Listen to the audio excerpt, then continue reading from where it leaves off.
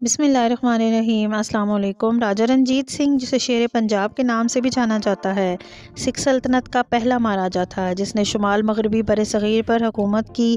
وہ بچپن میں چیچک سے بچ گیا تھا، لیکن اس کی بائیں آنکھ کی بینائی ختم ہو گئی تھی۔ ناظرین، آج کی ویڈیو میں آپ کو رنجیت سنگھ کے بارے میں بتاؤں گی۔ اس کا دور حکومت کیسا تھا، یہ شیر پنجاب کیسے بنا، اور اس نے اپنے دور حکومت میں مسلمانوں کے ساتھ کیسا سلوک روا رکھا۔ یہ سب کچھ اسی ویڈیو میں جانیں۔ اگر آپ چینل پر نئے ہیں تو چینل کو سبسکرائب کر لیں اور بیل نوٹیفیکیشن کو آن کر لیں تاکہ آنے والی ساری ویڈیوز کی نوٹیفیکیشن آپ کو بر وقت مل سکیں۔ ناظرین، رنجیت سنگھ نے پہلی جنگ 10 سال کی عمر میں اپنے والد کے ساتھ لڑی۔ اس نے 9 عمری میں افغانوں کو نکالنے کے لیے کئی جنگیں لڑیں اور 21 سال کی عمر میں اس کو پنجاب کا مہاراجہ قرار دیا گیا۔ اس کا تعلق سکھوں کی نسل سکر چکیا سے تھا۔ اس کے باپ مہان سنگھ نے رسول نگر پر قبضہ کر لیا۔ شروع سے ہی رنجیت سنگھ کو لکھنا پڑھنا نہیں سکھایا گیا، لیکن 17 سال کی عمر میں رنجیت سنگھ نے اپنے آپ کو سرکاری امور کے انتظام کے سلسلے میں تینوں قائم مقام سرپرستوں محبت رائے، مائی مالوائن اور سدا کور کے مقابلے میں زیادہ بہتر اور فعال سمجھنا شروع کر دیا گیا۔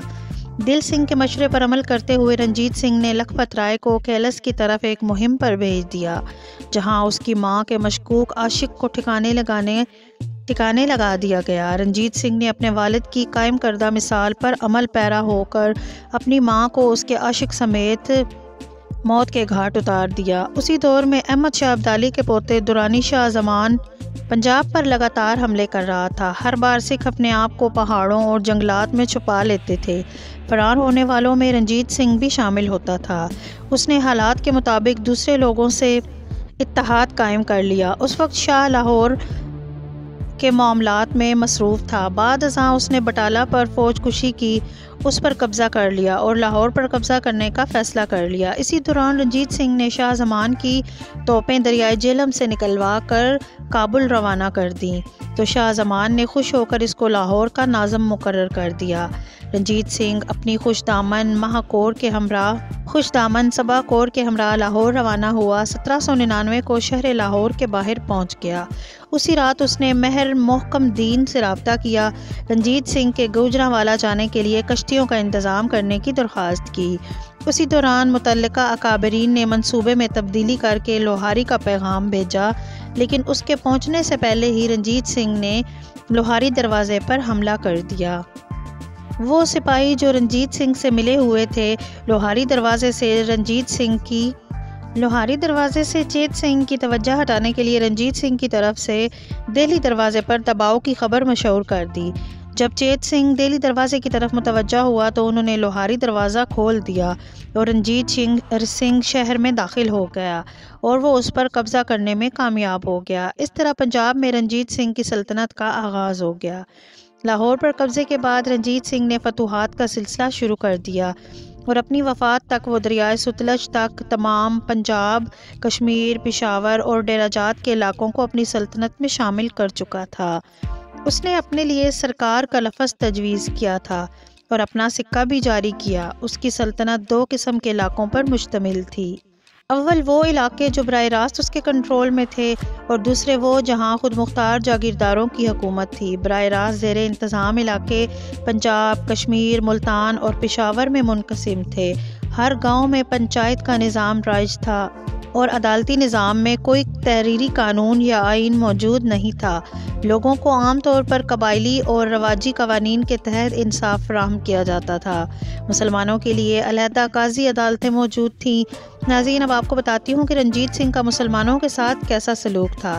اس کے بارے میں کئی آراء پائی جاتی ہیں۔ چند مورخین کے مطابق وہ بہت ہی تنگ نظر، سخت دل، لاپرواہ حکمران تھا، جبکہ دیگر اس کو فراخ دل، آزاد خیال اور رعایا کا مقبول حکمران کہتے تھے۔ ان آراء کی وجہ سے اس کی شخصیت کو سمجھنے میں خاصی دقت کا سامنا کرنا پڑتا ہے۔ مسلمان اس کی سلطنت میں اکثریت رکھتے تھے۔ چند پابندیوں اور مشکلات کے باوجود ان کو کافی حد تک مذہبی آزادی اور سکون حاصل تھا۔ متعدد افراد دربار، انتظامیہ اور فوج میں اہم عہدوں پر فائز تھے۔ لاہور کے قاضی اور مفتیوں کو اہم ذمہ داریاں سونپی گئی تھیں۔ فقیر خاندان کے افراد کو دربار میں اہم ذمہ داریاں سونپی گئی تھیں۔ توپ خانہ اکثر و بیشتر مسلمانوں کی نگرانی میں رہا۔ محمد شاہ اور غوث خان وغیرہ اسی توپ خانے سے منسلک تھے۔ حکومت کی سرکاری زبان بھی فارسی تھی، تمام خط و کتابت اور احکامات اسی زبان میں ہوتے تھے۔ رنجیت سنگھ تمام علماء کی بڑی قدر کیا کرتا تھا، لیکن عام مسلمان کی حالت بہت ہی غیر تسلی بخش تھی۔ وہ نہایت تنگ دست تھے، ان کی جاگیریں اور زمینیں ضبط کر لی گئی تھیں۔ خاص کر کشمیر، ملتان، شمال مغربی سرحدی علاقوں میں مسلمانوں سے انتہائی ظالمانہ سلوک کیا جاتا تھا۔ مذہبی فرائض یعنی اذان اور نماز پڑھنے پر مکمل پابندی تھی۔ اکثر مزارات اور مساجد کو لوٹ مار کا نشانہ بنایا گیا۔ ناظرین، بادشاہی مسجد کو مختلف اوقات میں توپ خانہ، فوج کی چھاؤنی اور افسروں کی رہائش گاہ کے طور پر استعمال کیا جاتا رہا ہے، جس کی وجہ سے وہ کھنڈر کی شکل اختیار کر گئی۔ 1813 میں شاہ شجاع، جو شاہ زمان کا بھائی تھا، جب وہ حکومت سے محروم ہو کر لاہور پہنچا تو اس کو رنجیت سنگھ نے اکبری دروازے کے اندر مبارک حویلی میں بطور مہمان ٹھہرایا اور مہمانی کا حق ایسے ادا کیا کہ اس سے کوہ نور ہیرا چھین لیا گیا۔ رنجیت سنگھ کے زمانے میں طوائفوں کا بازار گرم رہتا تھا۔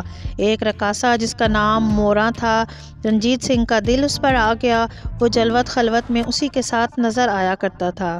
اس نے موراں کے نام پر سکہ بھی جاری کیا۔ موراں نے شاہ عالمی اور لوہاری دروازوں کے درمیان بازار میں شہر کے اندر ایک مسجد بنوائی۔ وہ مسجد اب تک موجود ہے۔ اس کو جامع مسجد موراں والی کہا جاتا ہے۔ رنجیت سنگھ کو 1834 میں فالج کا دورہ ہوا، جس سے اس کی قوت گویائی ختم ہو گئی۔ ہر طرح کے علاج معالجے بھی کروائے گئے، لیکن صحت یاب نہ ہو سکا اور اپنے بیٹے کھڑک سنگھ کو اپنا جانشین مقرر کر دیا اور 1839 کو رنجیت سنگھ انتقال کر گیا۔ رنجیت سنگھ کے بعد اس کی 4 رانیاں اور 7 کنیزیں بھی جل کر ستی ہو گئیں۔ رنجیت سنگھ نے اپنے پیچھے 8 لڑکے اور 32 رانیاں چھوڑی تھیں۔ اس کی کوئی لڑکی نہیں تھی۔ اس کے بعد شہر میں اس کا ماتمی جلوس بھی نکالا گیا۔ ناظرین، امید ہے آج کی ویڈیو آپ کو اچھی لگے گی۔ اگر ویڈیو اچھی لگے تو چینل کو سبسکرائب کر لیں اور بیل نوٹیفیکیشن کو آن کر لیں۔